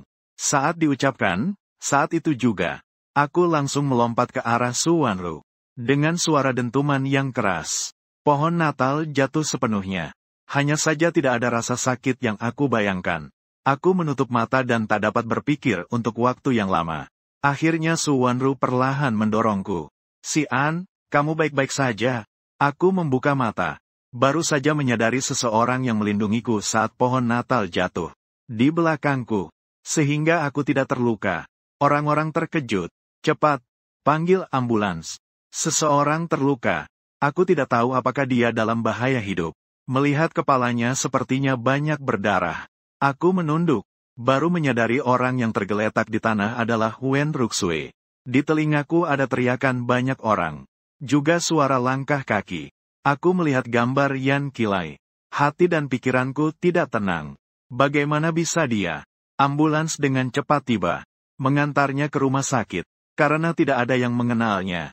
Aku hanya bisa pergi ke rumah sakit bersama ambulans. Di jalan, Su Wanru merasa tidak tenang. Juga pergi ke rumah sakit. Di koridor lampu ruang penyelamatan terus berkelap-kelip. Hanya aku dan Su Wanru berdua. Melihat wajahku tampak tidak baik. Su Wanru dengan sukarela bertanya. Sepertinya kamu sangat khawatir tentang dia. Apakah dia temanmu? Aku terkejut. Menggelengkan kepala. Bukan. Dia terluka karena aku. Kami terdiam sejenak. Tiba-tiba aku mengangkat kepala melihat Wanru. Aku ingin memberitahumu sebuah cerita. Maukah kamu mendengarnya? Su Wanru mengangguk. Aku menyedot hidungku. Akhirnya mulai berbicara. 5 tahun yang lalu kamu mengalami kecelakaan. Hatiku bagaikan mati. Awalnya berniat pergi bersamamu. Namun saat itu terikat dengan sistem. Sistem memberitahu aku. Selama aku bisa melakukan 100 hal untuknya. Aku bisa kembali di sisiku. Jadi untuk bisa bersamamu. Aku dengan yakin memilih untuk percaya pada sistem. Inilah asal mula aku mengenal Wen Ruxue. Selama 5 tahun aku selalu berada di sampingnya sebagai pengagum. Karena hanya dengan cara ini tidak ada yang curiga. Dia awalnya sangat membenciku. Seringkali menyuruhku melakukan hal-hal yang sederhana. Tengah malam pergi ke bar menjemputnya pulang. Atau sangat pagi antre untuk membeli sarapan. Juga menyenangkan hati lelaki yang dia sukai, dan lain-lain. Terlalu banyak hal kecil ini dilakukan. Sampai aku bahkan lupa. Yang terakhir, dia ingin saya melakukan sesuatu untuknya, yaitu menyumbangkan jantung. Untuk anak laki-laki yang disukainya, Wanru. Kau tahu, selama saya menyelesaikan 100 hal, saya akan mati di dunia itu. Jadi tidak peduli apakah saya menyumbangkan jantung atau tidak, saya tetap akan mati. Bahkan jika itu benar-benar harus jantung saya. Asalkan kau bisa kembali. Saya juga bersedia. Jadi saya secara alami mengabulkan permintaannya. Kemudian saya memang mati. Namun dia menyesal. Saya rasa 5 tahun pengorbanan ini membuatnya terharu. Lagi pula, anak laki-laki yang dia suka juga bukan orang baik. Saya hanya berakting. Namun dia menganggapnya serius. Sejujurnya, sebenarnya dia juga cukup malang. Su Wanru melihatku dengan sedikit perasaan sakit. Tahun-tahun ini kamu pasti mengalami banyak penderitaan, kan? Aku menahan senyum pahit dan merasakan sakit. Tapi begitu memikirkan bisa bertemu denganmu. Rasanya tidak begitu menyakitkan lagi. Wanru, apakah kamu percaya pada kata-kataku ini? Apa kamu merasa aku sedang bercanda? Su Wanru menghela napas pelan. Mengulurkan tangan untuk menepuk bahuku. Aku percaya padamu. Meskipun aku belum ingat apa yang terjadi sebelumnya. Tapi aku tahu kamu pasti adalah orang terpenting dalam hidupku. Tolong berikan aku sedikit waktu. Ya. Aku mengangguk dengan tegas. Aku akan menunggumu. Aku akan selalu menunggumu. Pintu ruang pemeriksaan terbuka. Perawat mengeluarkan Wen Ruxue. Apakah kalian keluarga Wen Ruxue? Dia mengalami sedikit gegar otak. Perlu diamati di rumah sakit semalam. Setelah saya mengucapkan terima kasih kepada perawat, saya berbalik dan berkata kepada Su Wanru. Wanru, kamu kembali saja. Di sini sudah cukup hanya ada saya. Kamu masih harus kerja besok. Harus istirahat dengan baik. Tentang dia di sini. Saya rasa sudah saatnya untuk berbicara dengannya dengan jelas. Su Wanru tidak mengatakan apa-apa lagi. Hanya mengangguk dan pergi dari ruang perawatan. Wen Ruxue sudah bangun. Melihat saya masuk. Dia duduk tegak dengan cemas. Si An, kamu baik-baik saja? Ada yang terluka? Saya tidak menjawab kata-katanya. Hanya duduk di sampingnya. Saya ada sesuatu yang ingin saya katakan padamu. Entah kenapa melihatku dengan ekspresi serius seperti itu. Wen Ruxue Sin Zong Yong Xian Yi Zong Bu An De Ganjue. Seolah-olah saya harus gao bie di ruang operasi seperti saat itu. Selamat tinggal selamanya. Dia duduk. Tatapannya dalam.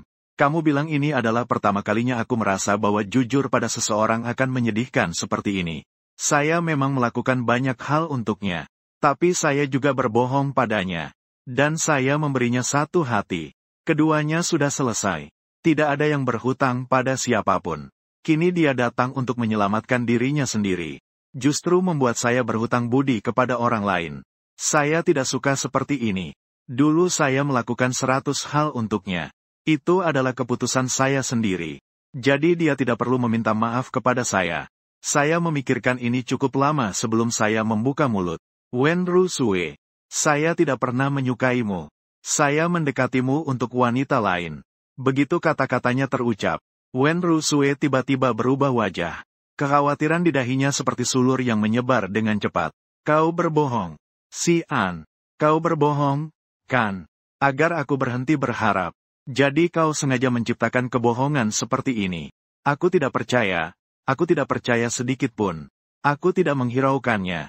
Dengan sendirinya ia berkata, 5 tahun yang lalu, kekasihku mengorbankan diri untuk menyelamatkanku. Terjadi kecelakaan.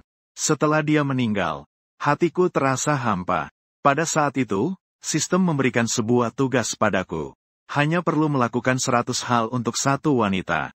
Kekasihku bisa dihidupkan kembali. Wanita ini adalah dirimu. Coba kau pikirkan baik-baik. Apakah kehadiranku tidak aneh? Sebelum itu, kita tidak pernah berinteraksi. Aku tiba-tiba muncul saat kamu paling lemah. Agar tidak menimbulkan kecurigaan. Aku hanya bisa mengatakan suka padamu sebagai alasan. Apa kamu tidak menyadari? Setiap kali aku mengatakan aku mencintaimu, tidak ada sedikit pun perasaan. Saat itu aku terombang-ambing. Nama yang kupanggil adalah Wenru. Dia adalah orang yang kucintai di dalam hatiku. Alasan aku nekat menyelamatkanmu adalah karena jika kau mati, tugasku tidak akan selesai. Hari itu, kau pikir aku merayakan ulang tahunmu. Sebenarnya tidak. Hari itu adalah ulang tahun Wenru. Jadi, masakan di atas meja adalah semua yang disukai Wenru. Alasan aku meninggalkan alat perekam untukmu adalah karena aku merasa kasihan padamu. Tidak ingin kamu ditipu oleh Lu Haoming lagi. Itu juga bisa dianggap sebagai balas dendam kecilku sendiri. Bagaimanapun juga, dia yang membuatku dipukul. Tenggelam dalam air laut. Dan kalian tidak tahu kan? Misi strategiku berhasil. Jadi aku kembali ke dunia yang seharusnya milikku. Dan aku yang mengatur dunia tidak akan ada lagi. Jadi jantungku juga tidak akan bertahan lama. Orang yang benar-benar membutuhkan jantung buatan adalah Lu Haoming. Setelah kembali, segera buat dia menjalani operasi. Kalau tidak, dia mungkin akan dalam bahaya. Sampai di sini kamu seharusnya juga mengerti. Jika ada kebencian yang aku rasakan, itu hanya karena aku dan kamu tidak ada hubungannya. Mendekatimu, menerima tugas semua itu adalah keputusanku. Jadi aku tidak pernah menyalahkanmu. Kamu juga tidak perlu terlalu peduli, terlalu menyesal, karena tidak peduli kamu baik atau buruk padaku. Aku tidak peduli. Orang yang aku cintai tidak pernah kamu. Karena tidak mencintaimu. Jadi aku bisa menahanmu baik pada pria lain. Karena tidak mencintaimu. Jadi aku tidak perlu kamu menikahiku. Karena tidak mencintaimu. Jadi aku tidak pernah cemburu dan iri. Apa yang aku katakan ini kamu tahu itu benar. Karena kamu juga terikat pada sistem. Bukan? Mungkin misi strategimu adalah aku yang memaafkanmu. Jika iya, maka aku sudah memaafkanmu. Kamu bisa pergi. Aku sudah berbicara banyak. Sehingga Wenru Sue tidak memiliki kesempatan untuk menyela.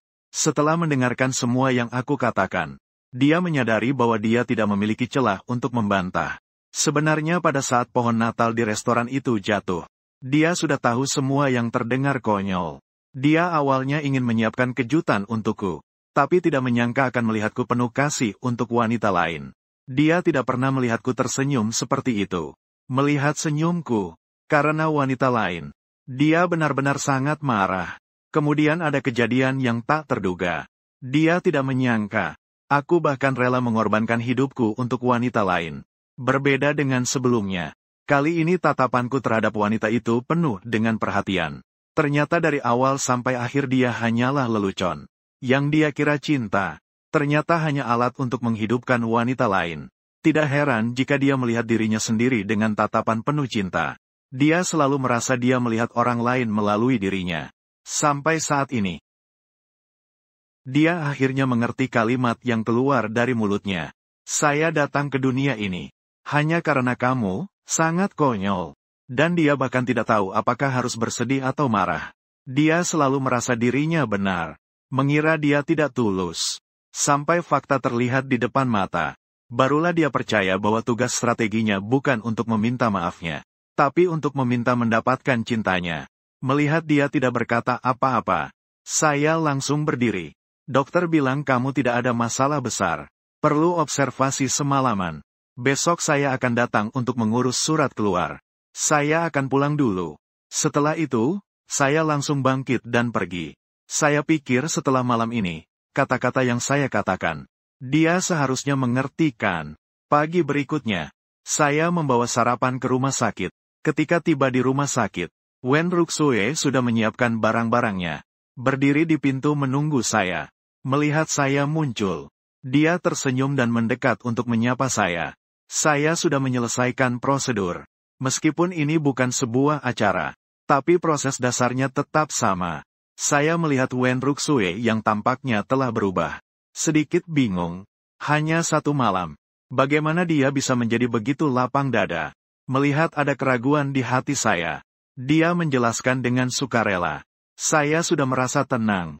Sebelumnya saya selalu terpaku karena saya mengira kamu sangat mencintaiku. Tapi saya tidak memperlakukanmu dengan baik. Sekarang setelah kita sudah membicarakan semuanya, maka saya juga tidak punya yang harus saya sesali. Dan apa yang kamu katakan tidak salah. Tugas strategi saya adalah membuatmu memaafkanku. Karena kamu sudah memaafkanku, maka aku bisa kembali kapan saja. Sebelum aku kembali, maukah kamu menemaniku selama 3 hari?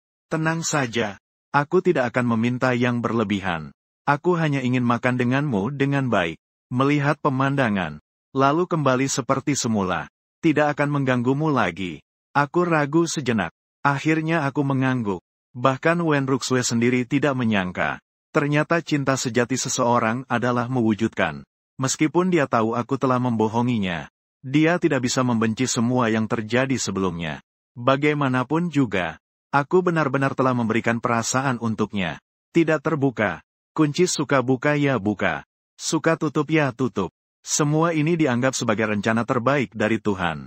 3 hari ke depan, 2 orang membuat rencana yang sangat padat. Saya menemani dia ke taman hiburan. Malamnya bersama-sama menonton kembang api di taman hiburan. Saya ingin memasak untuknya. Membawanya untuk mencicipi berbagai makanan di perjalanan. Saya ingin memberinya sebuah hadiah. Kemudian mengucapkan selamat tinggal dengan baik. Setelah rencana ditetapkan, kami pun mulai melaksanakan. Sudah tinggal di sini selama bertahun-tahun. Sebenarnya saya jarang pergi ke taman hiburan. Waktu kecil kami tidak punya uang. Setelah besar punya uang, tapi tidak punya keberanian seperti waktu kecil. Sebelum pergi ke taman hiburan, saya juga sengaja bertanya pada Su Wanru. Wanru, mau ikut kami? Su Wanru dengan santai menggelengkan kepala. Tidak perlu, karena dia ingin menghabiskan 3 hari terakhir denganmu. Kau sebaiknya menemaninya. Melihat ekspresinya yang besar hati, perasaan perawat malah tidak enak. Jika dia benar-benar memulihkan ingatannya, pasti dia akan cemburu dan mengikuti. Aku tidak berkata lebih banyak. Mengganti pakaian dan keluar. Kami berjalan di jalan. Mendapat perhatian tinggi. Karena penampilan Wen Ruxue yang terlalu menawan. Sehingga di sepanjang jalan, banyak lelaki muda selalu mengalihkan pandangan ke kami. Jelas, mereka menganggap kami sebagai pasangan. Sementara Wen Ruxue tampak tenang. Ketika ada yang tidak melihatku, dia bahkan datang bertanya untuk kontaknya. Dia masih menunjuk ke arah kami dengan ekspresi menyesal. Maaf banget, aku sudah punya pacar. Anak laki-laki di seberang seringkali tampak menyayangkan. Lalu pergi dengan penuh penyesalan. Sampai Gusian kembali. Wen Ruxue kembali terlihat tenang. Aku juga tidak bisa berkata apa-apa lagi. Lagi pula, hanya tersisa 3 hari terakhir. Biarkan saja seperti ini. Malam hari, taman bermain akan mekar dengan kembang api yang sangat indah. Keduanya berdiri di tengah kerumunan. Sama-sama menunggu kembang api mekar. Wen Ruxue menoleh ke arahku. Tatapannya penuh perasaan. Jika sekarang kamu bisa meminta sesuatu, apa yang ingin kamu minta? Aku mengangkat kepala melihat ke langit dan tersenyum lembut. Aku berharap Wanru dan aku selamanya bersama. Wenru Sue. Kehilangan yang terlihat sekejap di matanya. Kemudian dia tersenyum melihat ke langit. Harapanku adalah harapan si An dapat terwujud. Setelah kata-kata itu diucapkan, kembang api langsung meluncur ke udara, menerangi seluruh malam. Seperti siang hari, langit dipenuhi kembang api. Indah membuat orang terpesona. Aku melirik ke samping ke Wenru Sue. Hanya merasa dada ini sedikit bergetar. Aku mengalihkan pandanganku. Sekali lagi menatap kembang api yang indah di langit. Keesokan harinya, sesuai permintaan Wenru Sue, aku memasak sendiri. Mempersiapkan meja yang penuh dengan makanan. Orang yang paling pilih-pilih saat makan biasanya. Hari ini dia tetapi jarang sekali memuji tanpa henti. Dan di samping, Su Wanru hanya mencicipi sedikit sebelum kembali ke kamarnya. Sepertinya sengaja memberi kita ruang untuk berdua. Gu Xian agak putus asa. Namun juga mengerti. Tidak mungkin membuatnya segera mengingat. Kembali seperti sebelumnya. Setelah makan, Wenru Sue meletakkan sumpit. Bercanda. Setelah makan masakanmu, tidak perlu lagi mencari makanan kecil lainnya. Terkadang aku benar-benar iri pada Su Wanru. Sebenarnya dia lebih iri pada dirinya yang dulu. Saat itu aku sudah berkali-kali memasak untuknya. Namun dia hanya diam. Meminta pelayan membuang makanan ke tempat sampah. Kini hanya bisa menyesali masa lalu. Di dunia ini tidak ada obat penyesalan. Kini bisa membuatnya merasakan masakanku. Dia sudah tidak punya penyesalan. Hari terakhir dia ingin Gao Bie dengan baik. Tempat Gao Bie. Kami bertemu di tepi danau Central Park. Sekarang adalah musim dingin. Pejalan kaki di tepi danau sangat sedikit. Hanya ada beberapa angsa mencari makanan di tepi danau. Saya melemparkan roti yang saya pegang kepada angsa. Angsa itu bersorak gembira beberapa kali. Sementara Wenru Sue yang berdiri tidak jauh melihat semua itu. Tampak puas. Jika gambar seperti ini, ia bisa lihat setiap hari. Betapa baiknya. Sayangnya, semua ini hanya bisa menjadi kekecewaan. Waktu berlalu detik demi detik. Berarti dia juga akan segera pergi. Biarkan diri sendiri jadi liar sekali lagi. Dia perlahan mendekat ke hadapanku. Memelukku dengan erat. Aku yang terisi aroma ringan parfum jeruk. Reaksi pertamaku adalah mendorong belenggu seperti itu. Yang membuatku merasa tidak nyaman. Aku tidak mau lagi terjerat dengannya. Hanya memikirkan untuk segera bebas. Di saat aku sangat gelisah ini, tiba-tiba ada sepasang tangan di bahuku. Memegangku dan menarikku keluar dari pelukan orang lain. Aku berbalik dengan terkejut. Dan langsung bertemu dengan mata lembut Su Wanru. Perasaan kepemilikan wanita yang lama tidak muncul melindungiku di belakangnya. Nona Wen, harap jaga diri. Dia biasanya lembut dan jarang memiliki sisi yang begitu kuat. Melihat sosok wanita di depanku, aku hampir tidak bisa menahan tangis kegirangan. Wanru, kamu sudah ingat semuanya. Bukan begitu? Su Wanru perlahan berbalik, seolah-olah mengukuhkan haknya dengan menarikku ke sisinya. Ya, aku juga sudah ingat semuanya. Aku hanya merasa ini adalah bahasa terindah yang pernah aku dengar seumur hidupku. Tidak ada yang bisa membuatku lebih bahagia daripada saat ini. Aku memeluknya erat-erat di pinggangnya. Biarkan air mata mengalir deras. Di belakang dua orang yang berpelukan adalah sosok Wenru Sue yang sepi. Permintaan hatinya sudah terpenuhi. Bukan begitu. Yang dia harapkan adalah Gu Xian bisa bahagia. Walaupun orang yang memberinya kebahagiaan bukan dirinya. Lalu apa yang perlu dia sedihkan? Dia tidak memberitahunya kebenaran. Misi perubahannya tidak pernah sesederhana membiarkannya memaafkan. Tapi itu tidak penting lagi. Kini dia tahu dia hidup bahagia di dunia lain. Dia sudah merasa puas. Menyadari sosok Wenru Sue masih berdiri di belakangnya. Barulah aku menyadarinya. Mengucapkan selamat tinggal padanya. Kau hampir pulang, kan? Di hari-hari mendatang, aku dengan tulus mendoakan kebahagiaanmu. Wenru Sue. Bibirnya yang lembut. Tatapan yang penuh perasaan. Aku juga dengan tulus berharap kamu bahagia. Suara mekanis sistem terdengar di telinga. Halo, tuan rumah. Tugas strategi kamu telah gagal. Ming Jiang segera meninggalkan dunia. Dan kehilangan semua harta. Dengan cepat, pandangannya menjadi kabur. Kemudian ia kehilangan kesadaran. Sementara itu di tepi danau, Gusian dan Su Wanru berpelukan penuh kasih. Sungguh indah. Kamu sudah ingat semuanya. Apakah kamu tahu betapa aku takut? Su Wanru tersenyum dan mengusap rambutku. Lalu, apakah kamu tahu bahwa aku yang lebih takut? Wen Ruxue adalah lawan yang sangat tangguh. Aku tertawa. Ternyata kamu juga bisa merasa takut. Aku takut kalau kamu tidak merasa takut. Aku dengan penuh kasih memeluknya. Bagaimana bisa aku bilang? Meskipun aku tidak bisa mengingat masa lalu kita. Aku tahu kamu pasti adalah orang terpenting dalam hidupku. Aku mengangguk dengan keras. Mulai sekarang, kita tidak akan takut lagi. Kita pulang. Su Wanru berdiri di atas jari kakinya. Dengan lembut meninggalkan sebuah ciuman di bibirku. Baik, kita pulang.